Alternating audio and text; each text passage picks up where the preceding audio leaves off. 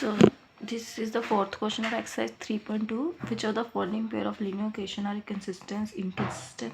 If consistent, obtain the solution graphically. So I already tell you about consistency and or inconsistency in the previous video. If you guys not watch that video, so I add the link in the description box. So please watch that video before going with this fourth question. Okay. So this is the first question of exercise 3.2, question number 4th. So x plus y. So मैंने आपको पहले बताया था कि जब equation 1 जैसे ये वाली है, इसको हमने पहले इधर लेके जाना है. x plus y minus 5 equal to 0. ये हमारी इक्वेशन 1 बन गई. और इसी इक्वेशन 1 का हमने क्या करना है, अब इसे मत लो इक्वेशन 1, अब इसी इक्वेशन 1 लो. ओके. और इसे इक्वेशन 2 ही लो. अब पहले हम ये चेक कर लेते हैं कि ये कंसिस्टेंस है और इनकंसिस्टेंट है. अगर कंसिस्टेंस तो हमें ग्राफ भी बनाना पड़ेगा. सो फर्स्ट भी चेक दैट. सो a1 हमारा कितना है, 1 है. अगर x है तो 1 लो. a1 equal to 1. So b1 हमारा कितना होगा, 1. And c1 is equal to -5. कुछ बच्चों को अभी भी नहीं पता होता कि ये a1 1 कैसे है, b1 1 कैसे है. क्योंकि मैं बच्चों को पढ़ाती हूँ ना तो ट्यूशन में, तो उनका अभी भी नहीं कईयों को पता होता. सो हमारा, मैंने भी अभी जैसे कि बताया कि मैं ट्यूशन के बच्चों को पढ़ाती हूँ, तो उन्हें यही नहीं पता होता कि ये 1 कैसे आया और ये वाला 1 कैसे आया. तो x है, x के साथ कोई कॉन्सोनेंट नहीं लिखा है. कॉन्सोनेंट मतलब 1 2 3 कुछ नहीं लिखा हुआ. तो मतलब हमारे पास एक ही x है, एक से ज़्यादा नहीं है. तो मैंने यहाँ पर 1 लिखा है. और जो अभी भी जो वीडियो देख रहे उन्हें नहीं पता, तो उसके लिए बता रही हूँ मैं. सो अब हम जाते हैं इक्वेशन 2 में. मैं आपको भी बता देती हूँ कि मैंने इनको इक्वेशन 1 और इक्वेशन 2 का नाम क्यों दिया, वो आगे आपको वीडियो में पता लग जाएगा. ओके. सो हमने पहले इसको चेक करने के लिए बोला कि कंसिस्टेंस चेक करने के लिए ये कंसिस्टेंस है कि नहीं है, उसके लिए हमें पहले ये करना पड़ेगा, इज इक्वल टू 0. ओके. सो हमारा a2 कितना है, 2. b2 कितना है, 2. एंड c2 कितना है, -10.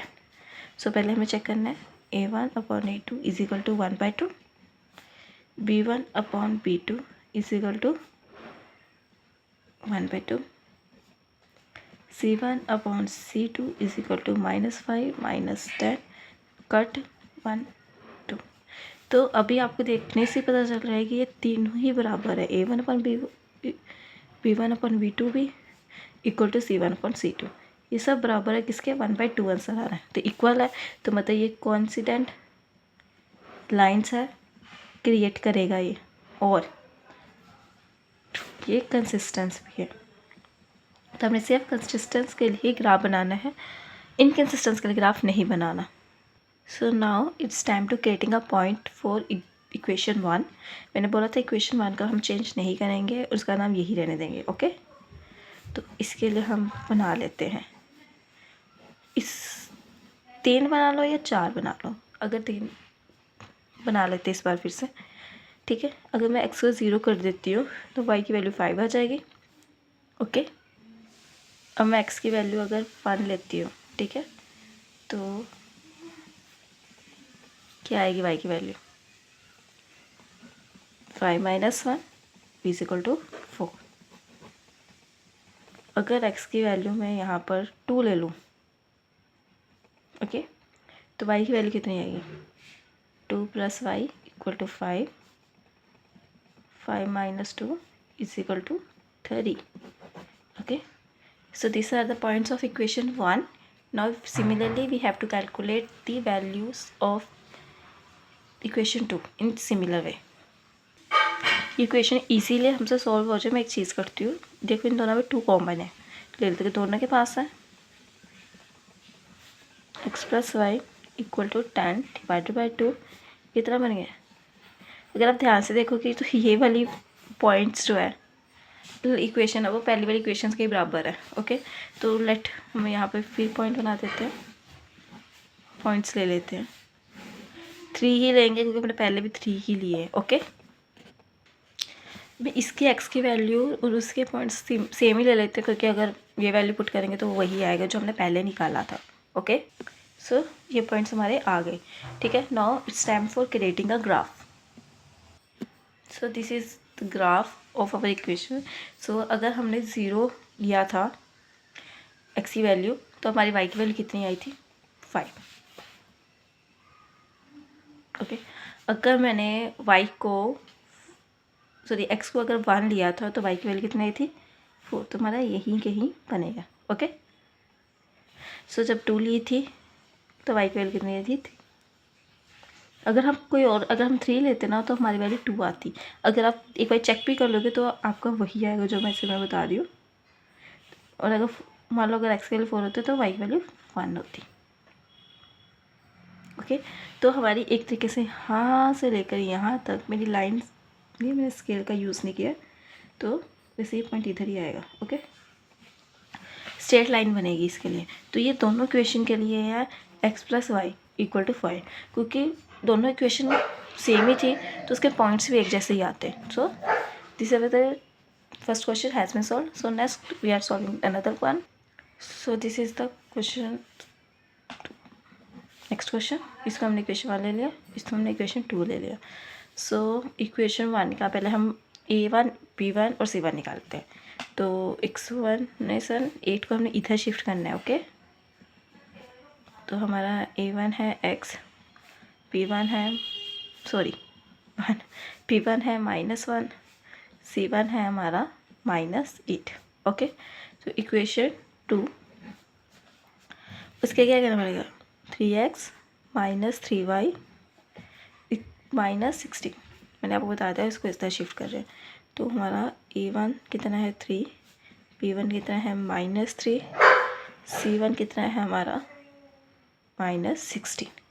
सो हमारा नेक्स्ट क्या है a1/a2 1/3, b1/b2 कितना है -1 -3 कट साइनस के साइन, c1/c2 कितना है 8/16 माइनस के साइन का आंसर 1/2। तो ये कौन से टाइप की इक्वेशन बन रही है? इसमें हमारा a1 = b1/b2 है, लेकिन not equal to c1/c2। Inconsistence graph हुआ। ओके।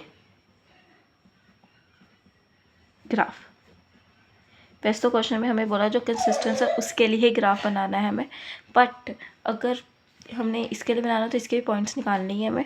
तो अगर if you guys want to draw that you can simply draw it. Okay, you know how to draw a graph and how to find out the points. ठीक है। तो इसके लिए मैं graph नहीं बना रही बिकॉज मैंने इसको बता दिया ये इनकंसिस्टेंट ग्राफ है, तो मैं इसके लिए नहीं बना रही। अगर आपने बनाना है तो आप बना सकते हो। Okay. So this is the third question. इसको हमें पहले ही इसको यहाँ पर दिया हुआ है और ये चीज़ हम बाद में करते थे, तो कोई बात नहीं। जब हम वैल्यूज़ निकालेंगे तब हमें इस तरफ शिफ्ट करना पड़ेगा। ओके। तो इक्वेशन 1 में हम सिंपली अब a1 लिख देते हैं 2, b1 1, c1 -6। और इक्वेशन 2 के लिए हमारा a1 4 है। ओके। a2 b2 हमारा -2 है, c2 हमारा -4 है। Okay. And now we have to check a1/a2, इसके लिए 2/4, b1/b2 इसके लिए 1/-2, c1/c2 इसके लिए -6 -4। ये माइनस का साइन कैंसर, ये यहाँ पर 3 आ जाएगा, यहाँ 2 आ जाएगा। तो अगर आप देखो तो मैं मुझे पहले ही पता चल गया था, अगर आपको पता लग जाएगा कि a1 भी इक्वल नहीं है। तो ये कौन सा हुआ आपने बताना है कि ये लाइंस कौन सी हुई। तो मैं आपको ये बता देती हूँ कंसिस्टेंस है। एक वो है कि ये कौन सा इंटरसेक्टिंग लाइन है, पैरेलल लाइंस है या फिर कौन सी लाइन है, ये आप बताना कमेंट सेक्शन में क्वेश्चन नंबर लिख कर। Okay. So now it's time for creating a points. So अब क्या ये चीज़ ध्यान रखना गाइस, हमने क्वेश्चन 1 इस चीज़ को लिया था, तो हमें -6 को इधर शिफ्ट करना है जब हमने वैल्यूज़ निकालनी है। 2x + y = 6। ओके। सो हमने वैल्यूज़ भी हमने इस बार भी हम 3 ही निकालेंगे। ओके।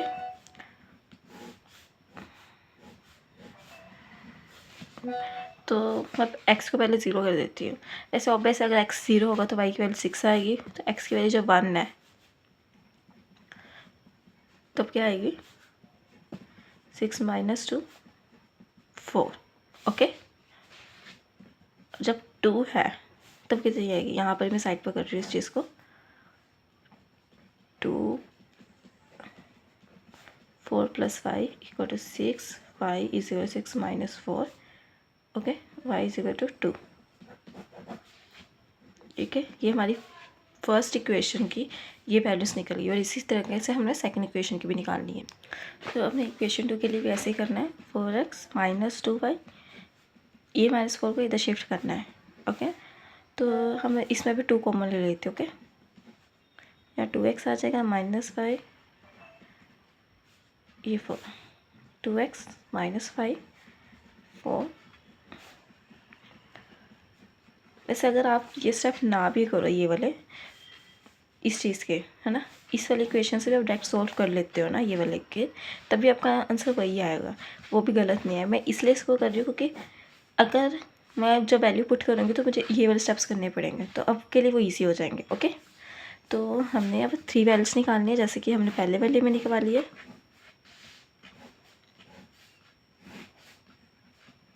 ओके, तो पहले मैं ले लेती हूँ x को 0। अगर x 0 नहीं लेते 0,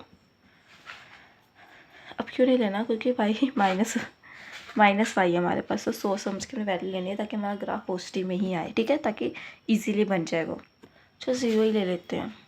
अगर हम 0 ले रहे हैं तो हम y की वैल्यू हमारी -2 आएगी। अगर आपको डाउट है कि वो क्यों आएंगे, आप सॉल्व करके देख लेना, -2 ही आएगी जब आप करोगे।